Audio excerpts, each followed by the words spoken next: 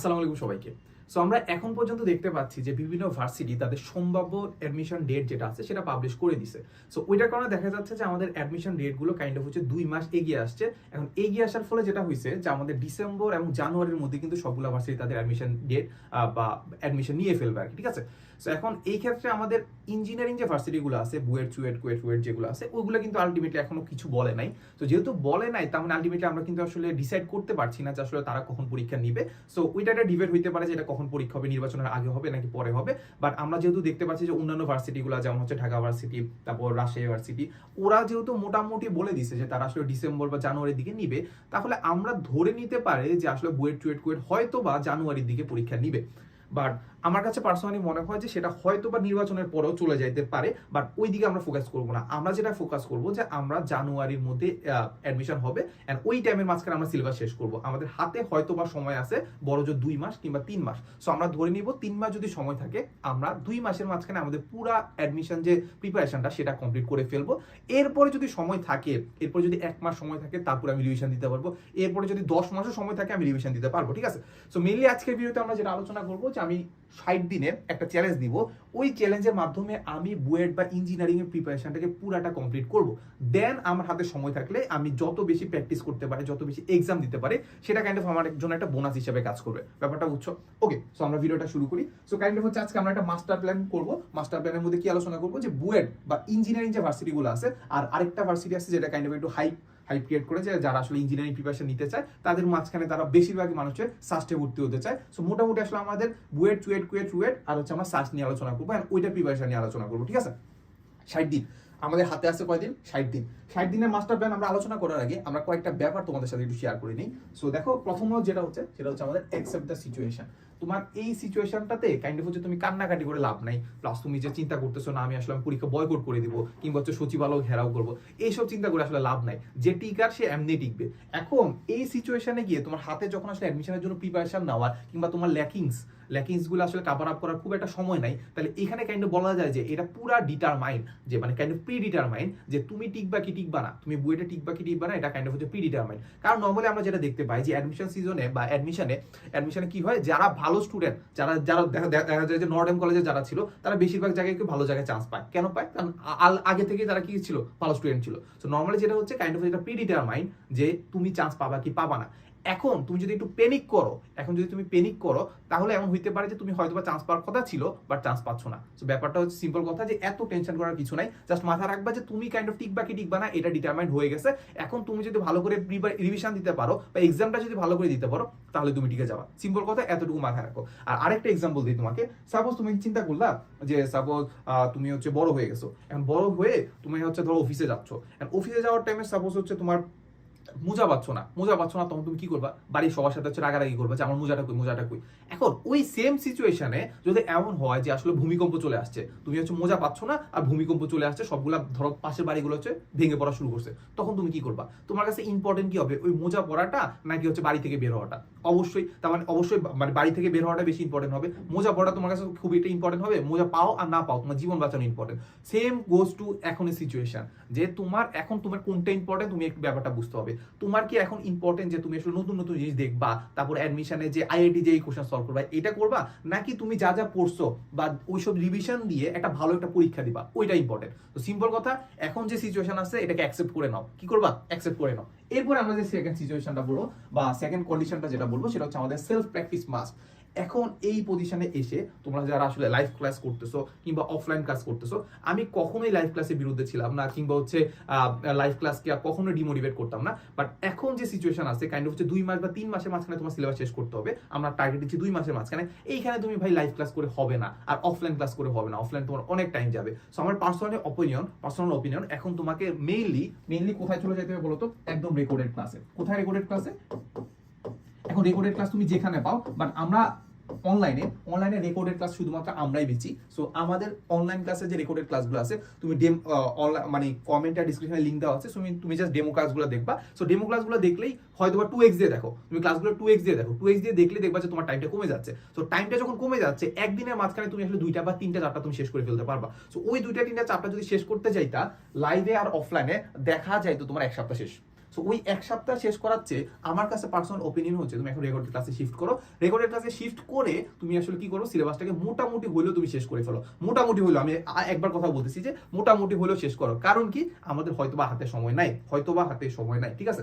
আর আরেকটা জিনিস মাথায় রাখবা যে আমি প্রথম হয়তোবা তুমি দেখো অফলাইন তুমি অলরেডি ভর্তি হয়ে গেছো, অনেক টাকা দিয়ে ভর্তি হয়ে গেছো, কিংবা একটা লাইভ কোর্সে তুমি অনেক টাকা দিয়ে ভর্তি হয়ে গেছো, এখন ওটা তো একদম ডিরেক্টলি ছাড়া যায় না। সো প্রথম ধরো হচ্ছে 1 সপ্তাহ বা 2 সপ্তাহ তুমি যেটা করবা যে তাদের থেকে আগায় থাকবা। কি করবা, অফলাইন বা লাইভ ক্লাসের থেকে আগায় থাকবা। লাইভ ক্লাসে বা অফলাইন ক্লাসে সাপোজ হচ্ছে যে কোনো একটা চ্যাপ্টার ধরো পদার্থের খাটুনি ধর্ম পড়াবে, ঠিক আছে, পদার্থের খাটুনি ধর্ম তুমি আগে থেকেই রেকর্ডেড ক্লাসটা দেখে ফেলো, আগে থেকে কি রেকর্ডেড ক্লাস দেখে ফেলো। যদি সম্ভব হয় আরো একটা চ্যাপ্টার আগে থাকো, কি করবা, আরো একটা আগে থাকবা, এরপর ওইখানে জাস্ট অফলাইনে জাস্ট ওটা কাইন্ড অফ দেখবা, কাইন্ড অফ হচ্ছে তোমার ব্যাপারটা রিভিশন হবে, ঠিক আছে। সো প্রথম দিকে একদম ছেড়ে দেওয়ার কিছু নাই, প্রথম দিকে জাস্ট লাইভ আর অফলাইন একসাথে, রেকর্ডেড আর হচ্ছে অফলাইন যেটা আছে বা লাইভ যেটা আছে ওটা একসাথে চালিয়ে থাকো। এর পরবর্তী তুমি নিজেই দেখতে পাবা যে কোনটা তোমার জন্য ইফেক্টিভ। সবসময় আমি বলি আমাদের জন্য ইফেক্টিভ হচ্ছে recorded class. So recorded class দেখবা, আর রেকর্ডেড ক্লাস দেখার পরে আর আমার কাছে মনে হয় না যে আসলে মানে তেমন কিছু দরকার পড়বে। এরপরে যা সিম্পলি তুমি নিজে প্র্যাকটিস করবা। কি করবা, নিজে প্র্যাকটিস করবা। এখন সবচেয়ে বেশি প্র্যাকটিস করা কোনটা হবে, সেটা হচ্ছে আমাদের কোশ্চেন ব্যাংক, ঠিক আছে। এখন কোশ্চেন ব্যাংকের ব্যাপারটাতে যদি আমি আসি, যে এখন এই সময় এসে তুমি কি, এখন ইঞ্জিনিয়ারিং প্রিপারেশনের ক্ষেত্রে আমরা নরমালি জানি যে আমাদের মেইন বই লাগে, এরপর কনসেপ্ট বুক লাগে, এরপর হচ্ছে আমাদের কি কোশ্চেন ব্যাংক লাগে, এরপর প্র্যাকটিস বুক লাগে। এই চারটা কি তুমি 2 মাসের মধ্যে শেষ করতে পারবা? সম্ভবই না, আর এটা দরকারও নাই। আমার উপর ট্রাস্ট করো, এটা দরকার নাই। তোমাকে যেটা করতে হবে প্রথমে তুমি মেইন বই একটু হলে দেখতে পারো, যে দাগানো লাইনগুলো একটু দেখতে পারো, কাইন্ড অফ যেটা কাইন্ড অফ তোমাকে রিঅ্যারেঞ্জ করবে, যে ডাটা যেগুলো তুমি জানো ওগুলো কাইন্ড অফ একটু রিঅ্যারেঞ্জ করে দিবে, কাইন্ড অফ একটা রিভিশনের মতো কাজ করবে, এই একটা জিনিস। এরপরে ডিরেক্ট চলে যাবা তুমি ক্লাসে, তুমি ক্লাস দেখতে পারো, প্রথমে তুমি ক্লাস দেখতে পারো, এরপর হচ্ছে হয়তো বই দেখতে পারো, বা বই আগে দেখলা এরপরে ক্লাস দেখলা। ক্লাস দেখার মাঝখানে তুমি দেখতে পারো যে কোশ্চেন ব্যাংকে যত ধরনের ম্যাথ আছে ওগুলো কাইন্ড অফ তোমাকে আমরা সাজাই দিছি, আমি সুন্দর করে বুঝাই দিছি। এই যে সাজানো বা বুঝাই দেওয়ার যে ম্যাথ জিনিসগুলা, ওইটার পরে তুমি কোশ্চেন ব্যাংক নিজে প্র্যাকটিস করবা, দেখবা জিনিসগুলো একদম সহজ হয়ে গেছে। যখন নিজে প্র্যাকটিস করবা, হয়তোবা তোমার হয়তোবা টাইম ম্যানেজমেন্ট একটু সমস্যা হতে পারে, তুমি হয়তোবা কোনো একটা জায়গা হচ্ছে ইজি জিনিসগুলো ভুল করে ফেলতেছো, ওই ব্যাপারগুলো যদি সামলাই ফেলতে পারো, তাহলে আমার কাছে মনে হয় না যে আসলে প্র্যাকটিসের মাধ্যমে আসলে তুমি কোথাও মানে এত প্র্যাকটিস করার পরে তারপর হচ্ছে ক্লাস করার পরে তুমি কোথাও টিকবা না, এটা হতেই পারে না। ট্রাস্ট মি, তুমি বুয়েট টুয়েট কুয়েটের যে কোনো একটা সিট তুমি কনফার্ম করতে পারবাই। সো যেটা বললাম যে আমাদের কি করতে হবে, আমাদের শুধুমাত্র কোশ্চেন ব্যাংক সলভ করতে হবে, আর কোনটা সলভ করতে হবে, আর হচ্ছে আমাদের ক্লাসগুলো দেখতে হবে। এখন এইটার জন্য যেটা বললাম যে এতগুলা বই, কনসেপ্ট বুক, হাবিজাবি যাবতীয় যা কিছু আছে এতগুলো তো তুমি কমপ্লিট করতে পারবে না। সো এটার জন্য তোমাকে আমি যেটা সাজেস্ট করতে পারি সেটা হচ্ছে আমাদের কিউএন এর যে বইগুলো আছে, সেটা হচ্ছে আমাদের সাস্টের জন্য আছে আমাদের সাস্ট অ্যানালাইসিস মেগা বুক, আর হচ্ছে কিউএন এর জন্য আছে, কিউএনের জন্য না, ইঞ্জিনিয়ারিং এর জন্য আছে ইঞ্জিনিয়ারিং অ্যানালাইসিস মেগা বুক, ফিজিক্স কেমিস্ট্রি ম্যাথের জন্য আলাদা দেওয়া আছে। দেখতে পাচ্ছ এগুলো খুব একটা মোটা না, এখানে তোমার কিন্তু যত ধরনের কনসেপ্ট লাগবে ওই কনসেপ্টগুলো দেওয়া আছে, তুমি বইটা খুললেই দেখতে পাবা, তুমি কমেন্টের ডেসক্রিপশনে লিংক দেওয়া আছে, সেখানে দেখলে বুঝতে পারবা। পিডিএফটা দেখলে যেটা দেখবা যে প্রথমে তোমাকে কনসেপ্ট বিল্ড আপের জন্য কনসেপ্ট দেওয়া আছে, এরপরে ওই রিলেটেড প্রবলেমগুলো দেওয়া আছে, ওইগুলো কোনগুলো আসতে পারে কোনগুলো আসছে। এইটা করার পরে আলটিমেটলি আমাদের কোনো বাইরের জিনিসপাতি পড়ার দরকার নাই, হাবিজাবি কিচ্ছু পড়বা না। সো হচ্ছে আমি যেটা বলবো যে আমাদের রেকর্ডেড ক্লাসটা করো, আর হচ্ছে কি করো, আমাদের বইগুলো পড়ো, ঠিক আছে। সো তোমাকে আমি একটা কুপন দিয়ে দিই, সেটা হচ্ছে আমাদের যে অ্যাডমিশন কোর্স আছে, সেটা হচ্ছে আমাদের এই যে ইঞ্জিনিয়ারিং অ্যাডমিশন, আর হচ্ছে আমাদের সাস্ট ক্র্যাশ কোর্স। এইটাতে তুমি যদি AD20 কুপনটা অ্যাপ্লাই করো, তাহলে পেয়ে যাবে 20% ডিসকাউন্ট, ঠিক আছে। সো এটা খুব বেশি দিন থাকবে না, সো 20% ডিসকাউন্টে হচ্ছে আজই এনরোল করে ফেলো আর কি, ঠিক আছে। আচ্ছা, এরপরে আর আমাদের বইগুলো তুমি কিউএনএ বা রকমারিতে, কিউএন এর রকমারির ওয়েবসাইট হচ্ছে পেয়ে যাবা। আর এই হচ্ছে কথা। সো এরপরে আমরা যদি যাই তাহলে আমাদেরকে আরেকটা জিনিস মাথায় রাখতে হবে, সেটা হচ্ছে আমাদের মাইক্রো রুটিন। আমরা ফোকাস করতেছি কি 60 দিনে আমরা শেষ করবো, ঠিক আছে। সো আমরা সাপোজ তুমি ভিডিওটা যখনই দেখতেছো না কেন, সাপোজ 10 তারিখ থেকে তুমি পড়াশোনা শুরু করতেছো। এখন তুমি বলতে পারো যে ভাই 10 তারিখের পরে যদি আমি ভিডিওটা দেখি তাহলে কি হবে, লিখে বলো যে 10 তারিখের জায়গায় লিখবা যে 12 তারিখ, ঠিক আছে, সমস্যা নাই, ঠিক আছে। সো 10 তারিখের পরে আমরা 1 মাস হিসাব করবো। কি করবো, 1 মাস হিসাব করলে তাহলে আমরা চিন্তা করতে পারি যে এখানে চলে আসছে 10 নভেম্বর, তাহলে কয় মাস হইলো, 1 মাস হয়ে গেছে। কি হয়ে গেল, 1 মাস হয়ে গেল। এই 1 মাসটাকে আমরা বলবো হচ্ছে ফেজ 1। 1 মাসটাকে আমরা কি বলবো, ফেজ 1। এখন এই ফেজ 1-এ আমরা কি করবো বলতো, এই ফেজ 1-এ আমরা যেটা করবো, ফিজিক্সের অর্ধেক, কেমিস্ট্রির অর্ধেক, ম্যাথের অর্ধেক আমরা শেষ করবো। ফিজিক্সের অর্ধেক, ম্যাথের অর্ধেক, কেমিস্ট্রির অর্ধেক আমরা শেষ করব, এইটা আমরা ডিটারমাইন্ড থাকবো। অনেকে বলতে পারো যে ভাই মানে এতগুলো আমি কিভাবে এত অল্প টাইমের মধ্যে শেষ করতে পারবো, যেখানে আসলে কাইন্ড অফ প্রিপারেশন নিতে আমার 3-4 মাস লাগে। আমাদের যে ব্রেনটা আছে না, ব্রেনটা কাইন্ড অফ হচ্ছে আমরা 10%ও ইউজ করি না। সত্য কথা, আমরা জেনারেলি 10%ও ইউজ করতে পারি না। এইটা কাইন্ড অফ হচ্ছে আমরা চিন্তা করতে পারি একটা রাবারের মতো, যেটা তুমি টানবা তত বেশি লম্বা হবে, তুমি যত এটার উপর প্রেশার দিবা, যত এটাকে কাজে লাগাবা, তত এটার ক্ষমতা বাড়বে। সো সিম্পলি চিন্তা করবা যে তুমি যেটা ছোটবেলায় পারতা না, এটা কিন্তু তুমি এখন মাথায় রাখতে পারো। ইভেন এখন যেগুলো পারতেছো, পরবর্তী দেখবা যে আরো জিনিসপাতি হচ্ছে কি করতে পারতেছো, মাথায় রাখতে পারতেছো। সো এই ব্যাপারটা একটু খেয়াল রাখবা যে মানে কখনো কষ্ট করতে কিংবা কোনো একটা ডাটা মাথায় রাখতে কখনো হচ্ছে কৃপণতা দেখাবা না। যেটা করবা যে মাথায় রাখবে যে তুমি এটা পারবা। কি করবা? পারবা। যদি নাও পারো, কাছাকাছি যাইতে পারবা। সো সিম্পল কথা, আমরা 10 নভেম্বর আমরা যেটা করবো, ফিজিক্সের হাফ, কেমিস্ট্রির হাফ এবং হচ্ছে কি ম্যাথের হাফ আমরা শেষ করব। এখন এই ম্যাথের হাফ বা এই শেষ করতে আমরা কি করলাম ফার্স্ট হাফ শেষ করলাম। ফার্স্ট হাফের সাথে আমরা যেটা চিন্তা করবো যে আমি প্রতিদিন আসলে একটা ল্যাকিংস ফিল আপ করবো। ল্যাকিংস কি? ল্যাকিংস সেটা হইতে পারে সেকেন্ড হাফেরও হইতে পারে, ফার্স্ট হাফের হইতে পারে। তুমি জাস্ট কোনো একটা চ্যাপ্টার হয়তো বা পড়ো নাই, কোনো একটা টপিক হয়তো পড়ো নাই, সেটা আমাদের ক্লাস দেখলে বুঝতে পারবা সেটা কি ইম্পর্টেন্ট না, স্যাররা ক্লাসে বলে দেয়। এর পাশাপাশি তুমি হচ্ছে কোশ্চেন ব্যাংকও দেখতে পারো যে কোশ্চেন ব্যাংকে আসলে সেটা আসে কিনা। যদি আসে তাহলে ওইটা প্রতিদিন ধরো 1 ঘন্টা কিংবা 2 ঘন্টা করে টাইম রাখবা, যে ওই 1 ঘন্টা আমি জাস্ট ওই ল্যাকিংসটা ফিল আপ করবো। ঠিক আছে? সো এই জন্য আমি যেটা বললাম যে এখানে একটা মাইক্রো রুটিন করে ফেলা উচিত। মাইক্রো রুটিন বলতে কি, এটা একটা ছোট একটা রুটিন যে 10 অক্টোবর থেকে 10 নভেম্বর এর চেয়ে একটা ছোট রুটিন করবা। ছোট রুটিনটা কি? সেটা হচ্ছে প্রতিদিনের রুটিন। সাপোজ আমি 10 তারিখ থেকে পড়াশোনা শুরু করছি। ঠিক আছে? 10 অক্টোবর লিখে রাখলা। ঠিক আছে? 10 অক্টোবর লিখে রাখলা। 10 অক্টোবর লিখার পরে তুমি 1 নাম্বার দিবা যে আমি পড়াশোনা কয়টা বাজে শুরু করবো। সাপোজ আমি হচ্ছে 9টা থেকে পড়াশোনা শুরু করবো, 9 AM টু হচ্ছে 10 AM। আমরা সাধারণত 1 ঘন্টা করে পড়বো। ঠিক আছে? সো 10 AM পর্যন্ত আমি কি পড়বো? আমি ফিজিক্স ফার্স্ট পেপারের ভেক্টর চ্যাপ্টারটা পড়বো। ঠিক আছে? সো লিখে ফেলো কি লিখবা বলো তো? ফিজিক্সের ভেক্টর। ফিজিক্সে কি আমি ভেক্টর শেষ করবোই। ভেক্টর কি শেষ করবোই, আমি মরে গেলেও আমি ভেক্টর শেষ করবো। এই হচ্ছে কথা। সো এই হচ্ছে আমাদের ডিটারমিনেশন রাখতে হবে। এরপরে সাপোজ হচ্ছে আমরা সাপোজ আরো বলতে পারি যে এরপরে আমরা সাপোজ চিন্তা করতে পারি 10:30 থেকে আমি আবার পড়াশোনা শুরু করব। তাহলে এই 3 ঘন্টা, এই আধা ঘন্টা আমি কি করব? রিলস দেখবো না? রিলস দেখা যাবে না। এই আধা ঘন্টা আমি যেটা করব সেটা হচ্ছে ফ্যামিলির সাথে সময় কাটাতে পারি, কিংবা হয়তো হচ্ছে আমি একটু বিশ্রাম নিতে পারি। কি করতে পারি? বিশ্রাম নিতে পারি, খাওয়া দাওয়া করতে পারি, একটু হাঁটাচলা করতে পারি। মানে কাইন্ড হচ্ছে আমার রিফ্রেশমেন্টের জন্য কাজে লাগবে। কাইন্ড হচ্ছে আমি যে এতক্ষণ যে মাথার মধ্যে ইনপুট দিচ্ছি, এই যে একটা কাইন্ড হচ্ছে একঘেয়েমি চলে আসে, ওই একঘেয়েমিটা দূর করতে চাইবো। এখন সেম কাজটা যদি আমি আবার রিলস দেখি, তাহলে দেখা যাবে ব্রেনটা আবারও কাজ করতেছে, সে পরে আর হচ্ছে জিনিসগুলো আসলে কি ইফিশিয়েন্টলি নিবে না। তো যেটা বললাম যে এরপরে আমি চিন্তা করবো যে না, 10:30 থেকে কি করবো, 10:30 থেকে 11:30 আমি যেটা করবো সেটা হচ্ছে আমি কেমিস্ট্রি যে কোনো একটা চ্যাপ্টার, যেমন হয়তো বা গুণগত রসায়নের পুরোটা আমি হয়তো শেষ করতে পারবো না, আমি যেটা করবো সেটা হচ্ছে আমাদের গুণগত রসায়নের ফার্স্ট হাফ শেষ করবো। এখন এই যে একটা চ্যালেঞ্জ দিলা না, এই যে একটা লিখে রাখলা না, এইটার কারণে তোমার কিন্তু ইফিশিয়েন্সি কিন্তু অনেক বেড়ে যাবে। সিম্পল কথা, তুমি একবার করে দেখো, এরপরে বুঝবা। সো এইটা করার পরে তুমি দেখবে যে হয়তো বা গুণগত রসায়নের ফার্স্টটা তুমি শেষ করতে পারো নাই, সমস্যা নাই। এরপরে কি করবা? সাপোজ তুমি হচ্ছে 2টা থেকে আবার পড়াশোনা শুরু করলা। ঠিক আছে? সো 2টা থেকে সাপোজ যে 3টার মাঝখানে তুমি শেষ করার কথা ছিল হচ্ছে গুণগত রসায়নের সেকেন্ড হাফ। এখন সেকেন্ড হাফের সাথে কি ফার্স্ট হাফও যুক্ত হয়ে যাবে। কি হয়ে যাবে? ফার্স্ট হাফও যুক্ত হয়ে যাবে, কারণ এখানে কিছু একটা বাকি ছিল। সো এইভাবে করে তুমি যদি আগাও, তাহলে 10 অক্টোবর থেকে 10 নভেম্বর তুমি যেটা করবো, ফেজ 1 আমরা কি করবো, আমরা ফিজিক্স কেমিস্ট্রি ম্যাথের ফার্স্ট হাফ আমরা শেষ করে ফেলবো। আর কি করবো? ল্যাকিংস কি? রাতের বেলা একটা সময় রাখবো যেখানে আমি কি করবো, যেগুলো আমার বাকি আছে ওগুলো আমি শেষ করবো। কি আছে? যেগুলো আমার বাকি আছে, হয়তো বা যে কোনো একটা টপিক আমার ল্যাকিংস ছিল, ওইটা আমি কমপ্লিট করবো। এরপরে যাবো হচ্ছে আমাদের সেকেন্ড ফেজ মানে কাইন্ড অফ এখানে আমাদের 30 দিন শেষ। ওই দিন শেষ, 30 দিন শেষ। এরপরে 10 নভেম্বর থেকে আমরা কোথায় চলে যাবো? 10 ডিসেম্বর। 10 ডিসেম্বরের মাঝখানে আমরা যেটা চিন্তা করবো যে এইটাকে আমি আবার 2টা ভাগে ভাগ করবো। তো সবার আগে সাপোজ আমি চিন্তা করলাম যে 10 ডিসেম্বর না, এটাকে আমি চিন্তা করতে পারি 5 ডিসেম্বর। না, মানে আমরা চিন্তা করতে পারি 10 ডিসেম্বর, তো 10 ডিসেম্বর মানে হচ্ছে 15 দিন। তাহলে 15 দিন যদি আমরা চিন্তা করি ফেলি, তাহলে হচ্ছে আমাদের চিন্তা করতে পারি যে 25 নভেম্বর পর্যন্ত আমরা যেটা করবো, যে 25 নভেম্বর পর্যন্ত আমরা যেটা করবো হচ্ছে আমাদের সেকেন্ড ফেজ। এটাকে আমরা বলবো হচ্ছে কি ফেজ 2।